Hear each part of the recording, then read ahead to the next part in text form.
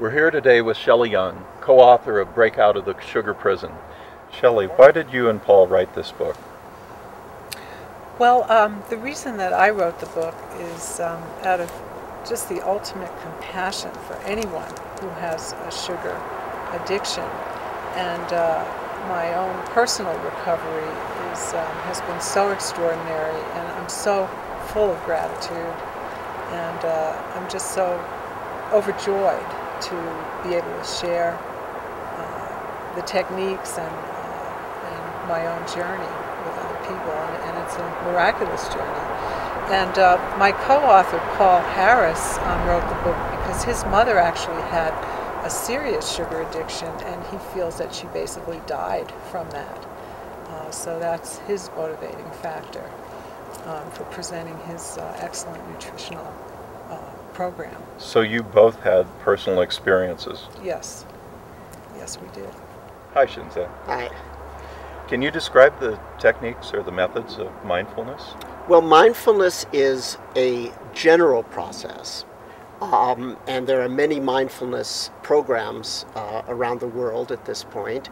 I created certain specific techniques of mindfulness that people have found effective for dealing with addictions and compulsive behavior.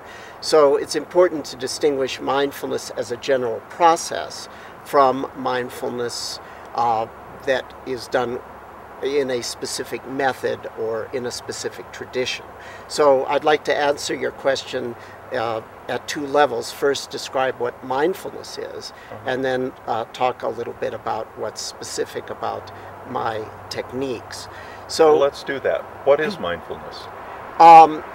Mindfulness is like exercise, except instead of exercising the body to make the body strong, you're exercising consciousness itself to make consciousness strong. So consciousness means your sensory experience, your experience of body sensations, your experience of mental images, your experience of internal conversations, as well as the external experiences of sights and sounds. By consciousness, I mean sensory experience. So we train you to have ordinary sensory experiences in an extraordinary way.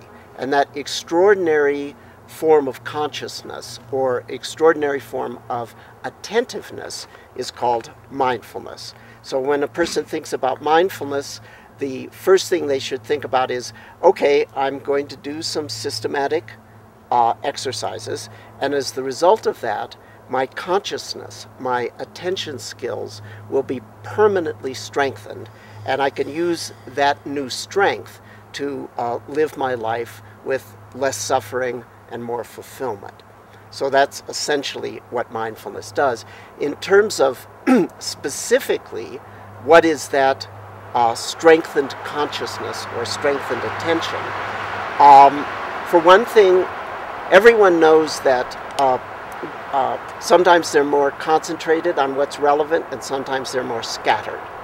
We can train you to always be in the more concentrated state.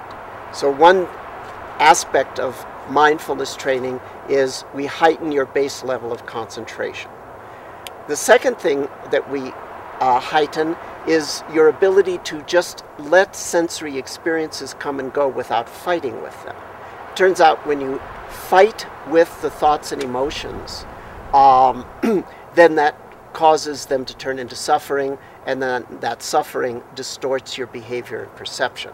So we teach people how to not push and pull on their thoughts and emotions, and therefore those thoughts and emotions cannot get a hold on them and drive their behavior. And that non-pushing and pulling is a quality that we call equanimity. So we're going to increase your concentration power, we're going to decrease your self-interference, and the third thing we do is heighten your sensory clarity so that you are not flooded when you have, for example, the urge to use sugar.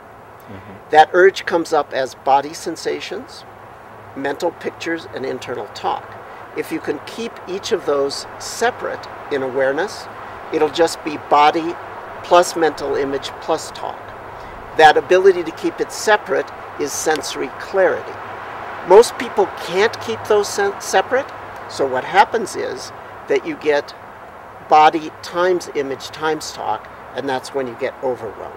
So we cut down on the overwhelm by teaching you how to keep the aspects separate, and that's the sensory clarity. So those are the three things that make up any mindfulness program.